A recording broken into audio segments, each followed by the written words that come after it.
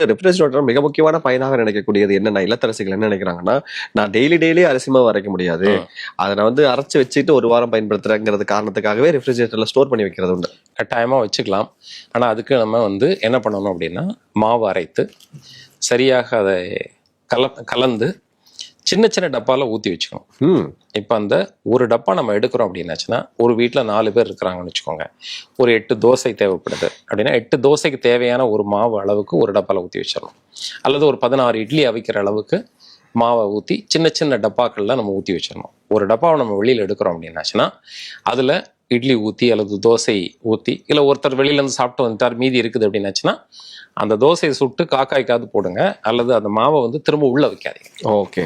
அந்த ஒரு டப்பா நம்ம வெளியில் எடுக்கிறோம் அப்படின்னாச்சுன்னா, அதை திரும்ப அந்த மாவு உள்ள வைக்கக்கூடாது. ஏன்னா வெளியில வரும்போது சில நுண் உயிர்கள் அதில் இருக்கும். அந்த உயிர்கள் வந்து வெளியில இருக்கக்கூடிய அந்த உயிர்கள் அப்படிங்கிறது உள்ள போகும்போது பல்கி பெருகிறதுக்கு ஒரு காரணமாக அமையும்.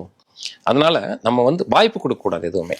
இந்த அதான் சொல்றேன்ல, ரெஃப்ரிஜரேட்டர் பயன்பாடு அப்படிங்கிறதுக்கு ஒரு தனியா ஒரு வகுப்பே நமக்கு மக்களுக்கு எடுக்க வேண்டியது இருக்குது. கண்டிப்பா. அந்த மாதிரி அளவுக்கு அதை வந்து தரமாக ஆரோக்கியமாக பயன்படுத்தக்கூடிய முறை அப்படிங்கிறத நம்ம தெளிவா தெரிஞ்சுக்கிட்டு பயன்படுத்தினால் மட்டுமே ஆரோக்கியம் கெட்டு போகாம இருக்கும். நீங்க மாவு கேட்டீங்க, இது மாதிரி ஒரு 6 டப்பால அரைச்சி வச்சுட்டு 3 நாளைக்கு தேவையான அளவிற்கு நம்ம பயன்படுத்திக்கணும். 4வது நாளுக்கு புதுசாக மாவு அரைச்சு உள்ள வச்சுக்கணும். அந்த மாதிரி ஒரு டப்பா நம்ம வெளியில எடுத்தோம்னா திரும்ப அது உள்ள போகாது. பார்த்து. Super doctor. இந்த பழையதை ஸ்டோர் பண்ணி வைக்கிறது மிகப்பெரிய ஒரு பெட்டகமா இருக்கக்கூடியது அந்த ரெஃப்ரிஜரேட்டர் தான்.